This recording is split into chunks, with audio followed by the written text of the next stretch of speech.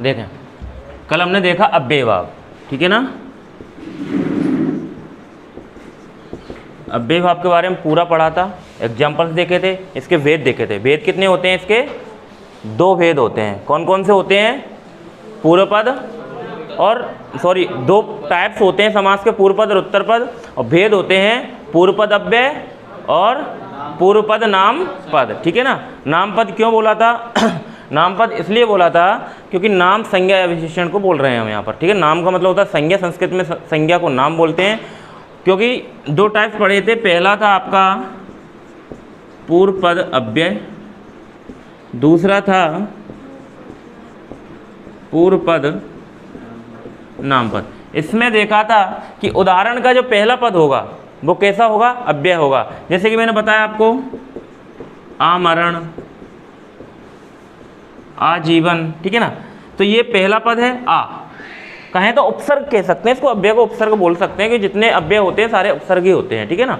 तो इसलिए ये पहला हो गया अव्यय। तो ये हमने पूरे देखे थे, टाइप्स देखा था, एग्जांपल्स देखे थे। फिर बात करते हैं पूर्व पद नाम पद की। तो पूर्व पद नाम पद की बात करें तो इसमें पहला पद संज्ञा होगा या विशेषण होगा, ठीक है ना। 2 ही होंगे, संज्ञा होगा या विशेषण होगा। जैसे मैंने बताया था आपको, धीरे धीरे, ठीक है ना, विशेषण है ना ये। बार बार, ठीक है ना, हाथों हाथ, ये सारी चीजें आपको मैंने इसमें बताई थी, ठीक है ना। आज पढ़ेंगे हम तत्पुरुष समास। कौन सा? तत्पुरुष समास पढ़ेंगे। तत्पुरुष समास कहते किसे हैं, कितने भेद होते हैं इसके, कौन कौन से एग्जाम्पल्स होंगे, क्या होगा क्या नहीं होगा, सारी चीज़ इसके अंदर देखते हैं। तो तत्पुरुष समास के बारे में बात कर लें थोड़ी सी। तत्पुरुष समास कहते कैसे हैं? तो जिस समास में प्रधानता के आधार पर उत्तर पद प्रधान हो। 2 पद बताए थे, पूर्व पद और उत्तर पद, ठीक है ना। 2 पद बताए थे, पूर्व पद और उत्तर पद। तो प्रधानता के आधार पर उत्तर पद प्रधान हो, वहाँ तत्पुरुष समास होगा। कैसे होगा और कैसे प्रधान होगा वो बात करूँ। जैसे कि 1-2 एग्जाम्पल्स दूँ मैं आपको। पहले शब्द है राजपुरुष। तो यहाँ किसकी बात हो रही है? पुरुष की बात हो रही है, पुरुष की बात हो रही है ना। तो हम इसका विग्रह करेंगे। अब क्या करेंगे? विग्रह करेंगे। तो विग्रह किसके अकॉर्डिंग होगा? इसके अकॉर्डिंग होगा। हम बात विग्रह में भी पुरुष की करेंगे, ठीक है ना, क्योंकि प्रधान तो उत्तर पद है ना इसमें, तो प्रधानता के आधार पर इसका विग्रह होगा। जैसे कि राजपुरुष, पुरुष की बात हो रही है ना, कि आदमी है कौन? तो ये भाई कोई है जो राजा का आदमी है, ठीक है ना। कौन है? राजा का आदमी है, ठीक है ना, इसी की बात हो रही है। तो ये होता है उत्तर पद प्रधान, ठीक है ना। अब देखते हैं इसके भेद, तत्पुरुष समास के भेद कितने होते हैं। तो मैं आपको बताऊं तत्पुरुष समास के भेद के बारे में बात करूं तो वैसे नॉर्मली तो हम इसके 5 भेद पढ़ते हैं। किसके? तत्पुरुष समास के। लेकिन कुछ विद्वानों ने कर्मधारय और दिगु समास को, किसको? कर्मधारय और दिगु समास को तत्पुरुष के अंतर्गत ही जोड़ दिया है। इसलिए इसके कुल मिलाकर भेद माने जाते हैं 7 भेद। 7 भेद कौन कौन से होते हैं मैं आपको बताऊं। यहाँ पर दिख रहा है क्या? ये दिख रहा? चलो नीचे कर लेते हैं इसको।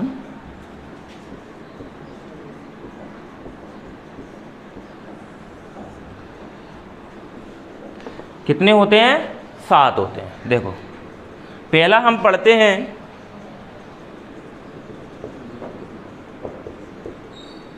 लुप्त कारक तत्पुरुष। दूसरा पढ़ते हैं अलुक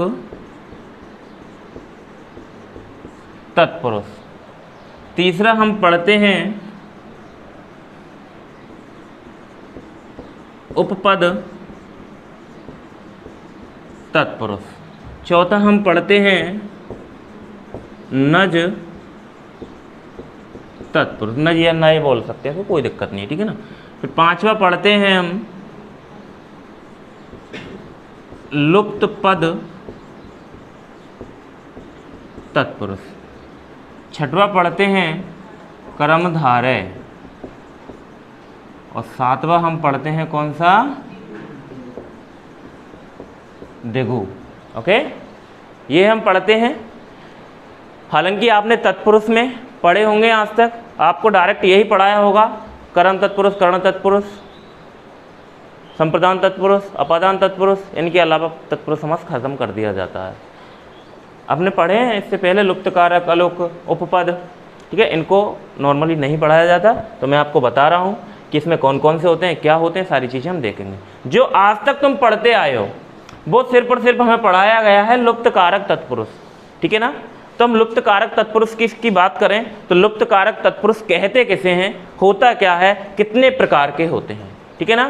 तो लुप्त कारक तत्पुरुष की मैं बात करूं, वो तत्पुरुष समास जिसमें कारक या कारक चिन्ह का क्या हो जाए, लोप हो जाए। लुप्त की बात कर ही रहा है, लुप्त का मतलब होता है गायब। क्या होता है लुप्त का मतलब, गायब होता है। तो यहाँ पर जो कारक है वो क्या हो जाएगा, गायब हो जाएगा। तो वही क्या कहलाएगा, हमारा लुप्त कारक तत्पुरुष समास कहलाएगा। और लुप्त कारक तत्पुरुष समास की बात करूं तो लुप्त कारक तत्पुरुष समास के भेद कितने होते हैं वो हम देख लेते हैं। इसमें पहला होता है कर्म तत्पुरुष, ठीक है, दूसरा होता है कर्ण तत्पुरुष, तीसरा होता है संप्रदान तत्पुरुष, चौथा होता है अपादान तत्पुरुष, पांचवा होता है संबंध तत्पुरुष, छठवा होता है अधिकरण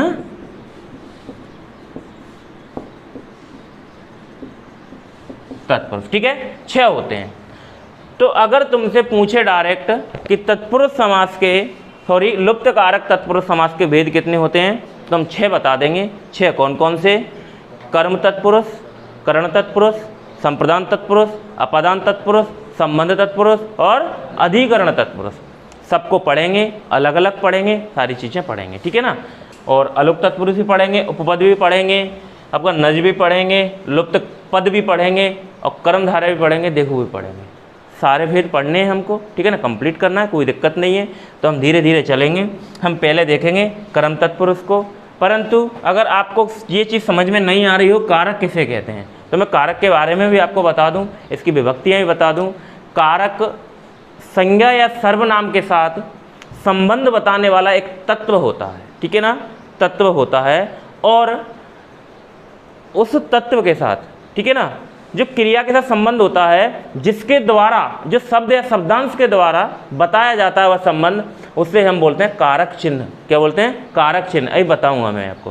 कारक नॉर्मली 8 प्रकार के होते हैं। कितने होते हैं, 8 प्रकार के होते हैं कारक। कर्ता कारक, कर्म कारक, करण कारक, संप्रदान कारक, अपादान कारक, संबंध कारक, अधिकरण कारक और संबोधन कारक, ठीक है ना। ये होते हैं 8 प्रकार के होते हैं। 8 प्रकार के कारक एक बार मैं आपको बता दूं, ये हमें तत्पुरुष समास में काम देंगे, काम आएंगे, ठीक है ना। तो फिर हम बात करें इसमें आगे से थोड़ा सा कारकों की। तो कारक मैं आपको बताऊं कारक कौन कौन से होते हैं, ठीक है ना।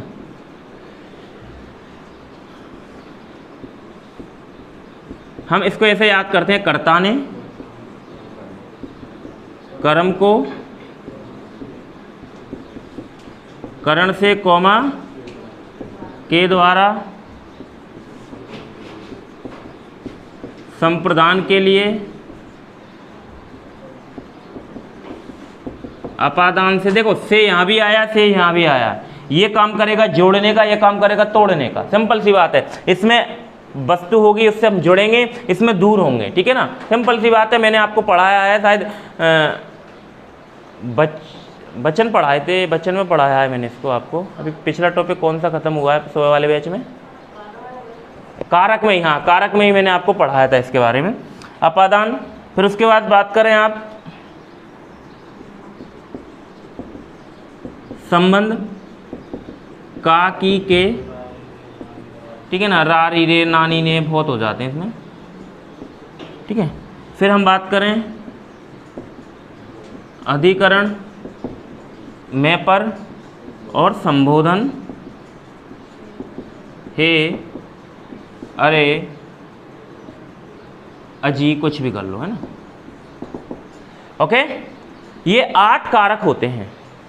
कर्ता ने कर्म को करण से के द्वारा, संप्रदान के लिए अपादान से अलग होने का भाव, ठीक है ना, संबंध काकी के रारी रे नानी ने, ठीक है ना। उसके बाद हम बात करें अधिकरण में पर, संबोधन हे अरे सुनो अजी आए, ये मतलब जो आश्चर्यचकित होकर या एकदम चौंक कर हम जो शब्द बोलते हैं उनको संबोधन में लिया जाता है। एकमात्र ऐसा कारक होता है संबोधन जो शब्द या वाक्य से पहले आता है, बाकी सभी वाक्य के बीच में आते हैं, जुड़े होते हैं शब्दों से, पदों से, लेकिन ये पहले आता है, ठीक है ना।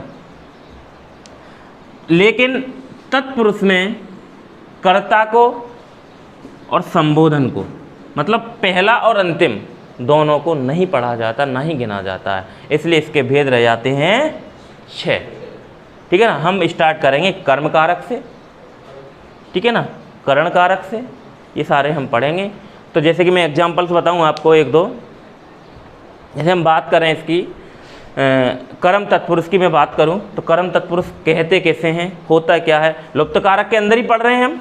लुप्त कारक के अंदर पहला भेद यही होना है ना, क्योंकि इसको तो हम पढ़ेंगे ही नहीं, ठीक है ना। तो यहाँ से स्टार्ट करेंगे, कहाँ से, कर्म से।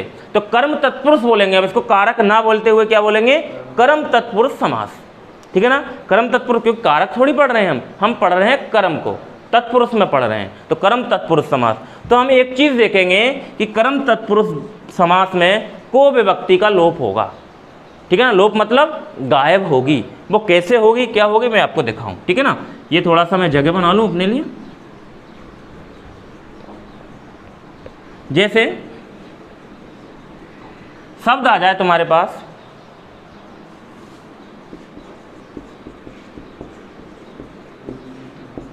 चिड़ी मार, ठीक है, चिड़ी मार। और चिड़ी मार को हम इसका विग्रह करेंगे, तो संक्षिप्त रूप है, संक्षेप है, तो इसका विग्रह करेंगे हम, तो हो जाएगा चिड़िया को मारने वाला, ठीक है। तो को विभक्ति आ गई, और चिड़ी मार, चिड़िया को मारने वाले को ही तो बोलते हैं चिड़ी मार हम, तो इस को विभक्ति का लोप होते ही हमारा एक ही शब्द रह जाएगा चिड़ी मार, ठीक है ना। लेकिन इसमें आप बहुव्रीहि भी बना सकते हो। कैसे बनेगा, बहुव्रीहि के लिए अर्थात करके कोई तीसरा व्यक्ति चाहिए, कोई तीसरा पर्सन चाहिए जिससे इसका संबंध हो, तो शिकारी से होता है। शिकारी चिड़िया को मारता है ना, अर्थात करके हम शिकारी भी लगा सकते हैं, ठीक है ना। फिर जैसे कि एक और शब्द बोलूं मैं आपको, ग्राम को गया हुआ, बात कर रहे हैं पास्ट की, ग्राम को गया हुआ, गया था वो, कहाँ, गांव गया था, तो हम को विभक्ति की लोप करते ही हमारा शब्द बन जाएगा ग्रामगत, गत मतलब गया था, ठीक है ना। तो ग्रामगत किसका बन जाएगा, गांव। चलो ठीक है ना। तो अपना कर्म तत्पुरुष के एग्जाम्पल्स कुछ देखे हमने, अब देखते हैं कर्म के बाद कौन सा आएगा, करण, ठीक है ना। इसमें 2 चीज़ देखेंगे आपको, से विभक्ति और के द्वारा विभक्ति, ठीक है ना। 2 विभक्तियाँ देखेंगी, से और के द्वारा। तो हम इनका एग्जाम्पल देख लें, जैसे कि से का देख लो और उसका देख लीजिए। जैसे अकाल पीड़ित, अकाल पीड़ित, कोई व्यक्ति है पीड़ित है, जुड़ रहा है ना पीड़ा से, ठीक है ना। तो जोड़ने के लिए हम किसका यूज करेंगे, से का यूज करेंगे, और दूर करने के लिए अपादान वाले से का करेंगे, ठीक है ना। तो अकाल पीड़ित मतलब अकाल से पीड़ित, ठीक है ना। और हो जाएगा जैसे कि के द्वारा का ले लूं मैं, हस्तलिखित, हस्तलिखित मतलब कोई वस्तु है जो हमारे हाथों के द्वारा लिखी गई है, ठीक है ना। तो इसका हो जाएगा हाथों के द्वारा लिखित, ओके। और देख लीजिए, जैसे कि और एग्जांपल्स हो जाएंगे आपके, आंखों देखी हो गया,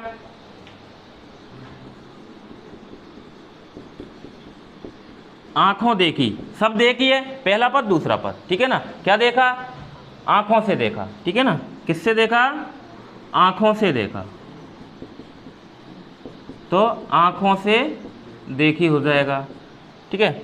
और हो जाएगा जैसे कि और एग्जांपल्स बताऊं मैं आपको, शोकाकुल, ठीक है ना। शोकाकुल का क्या हो जाएगा? शौक से आकुल, शोकाकुल शौक से आकुल। आकुल का मतलब क्या होता है? परेशान। Very good. क्या होता है? परेशान, ठीक है ना।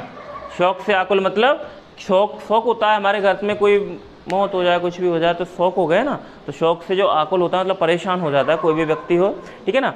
और भी हो जाएगा जैसे कि तुलसीकृत, तुलसीकृत का क्या हो जाएगा?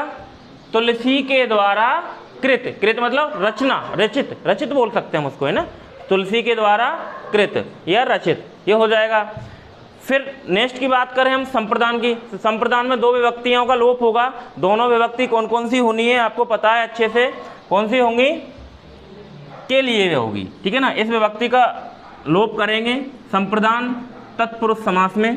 तो देखें जैसे कि मैं बोलूं, शब्द बोलूं आपके लिए, यज्ञ के लिए शाला, ठीक है, यज्ञ के लिए शाला। तो यहां पर किस विभक्ति का लोप हो रहा है? के लिए विभक्ति का लोप करना है, तो के लिए विभक्ति का लोप करेंगे हम, तो शब्द बन जाएगा हमारा क्या? यज्ञशाला, ठीक है ना। और देख लो जैसे कि मैं बात करूं,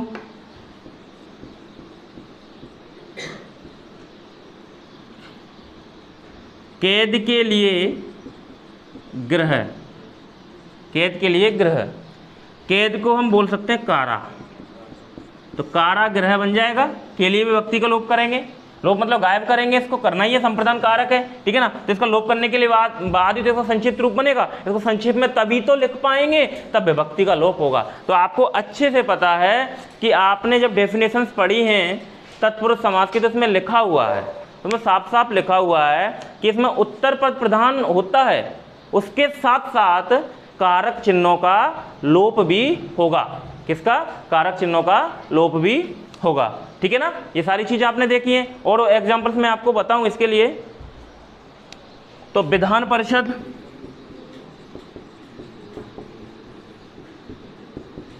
क्या हो जाएगा? विधान परिषद का क्या हो जाएगा? विधान के लिए परिषद, ओके। ये सारी चीजें होंगी। और एग्जांपल्स मैं आपको बताऊं तो डाक गाड़ी, डाक गाड़ी, इसका क्या बन जाएगा? डाक के लिए गाड़ी। एक और हो जाएगा विद्यालय, विद्या के लिए आलय। क्लियर है ये सारी चीज। संप्रदान के बाद आता है अपादान, इसमें अलग होने का भाव होगा, अलग करेगा वो, ठीक है ना। अलग होगा जैसे कि जन्मांध, तो जन्म से अंधा, ठीक है ना, ये हो जाएगा। और मैं आपको और एग्जांपल्स बताऊं इसके, जैसे कि बंधन मुक्त, बंधन से मुक्त। एक हो जाएगा जैसे ऋण मुक्त, ऋण से मुक्त, ओके। नेत्रहीन, नेत्र से हीन, दूरी तो हो रहा है, या नेत्रों से दूर हुआ है या ऋण से दूर हुआ है, ठीक है ना। और बताऊं जैसे कि एक दो एग्जांपल्स और हैं। पथभ्रष्ट, पथ से भ्रष्ट हो गया वो, अपने से रास्ता होता है अपना, पथभ्रष्ट, पथ से भ्रष्ट। एक और पदच्युत, पद से च्युत, च्युत और भ्रष्ट एक ही चीज है, अलग होना, ठीक है ना। उसके बाद हम बात करें किसकी? संबंध की। जैसे कि मैंने सबसे पहले एग्जांपल्स दिया आपको, राजपुरुष, राजा का पुरुष, उस पुरुष का संबंध बता रहा है राजा से, बता रहा है ना। राजपुत्र, राजा का पुत्र, ठीक है ना। तो इसमें का की के आ जाएगा। उसके बाद बात करें अपन अधिकरण की। अधिकरण में आपको एग्जांपल्स में बताऊं, जैसे कि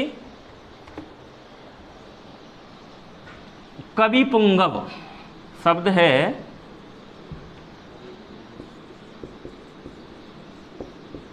कवि पुंगव, तो इसका शब्द बन जाएगा, मतलब विग्रह होगा कवियों में पुंगव। पुंगव का मतलब जानते हो क्या होता है? श्रेष्ठ। Very good. क्या होता है? श्रेष्ठ होता है। और एग्जाम्पल्स देखें जैसे कि मुनि श्रेष्ठ, तो मुनियों में श्रेष्ठ हो जाएगा। और एग्जाम्पल्स बोले तो वनवास, ठीक है ना, वनवास का क्या हो जाएगा, वन में वास। ऐसे बहुत सारे एग्जाम्पल्स हो जाएंगे, समझ में चीज़ आनी चाहिए। एग्जाम्पल्स आप खुद बना लेंगे, एग्जाम्पल्स तो बुकों में भरमार पड़े हुए हैं, ठीक है ना। तो ये चीज़ समझ में आई आपको। कल कंटिन्यू करेंगे हम अलुक तत्पुरुष को। ओके, ठीक है।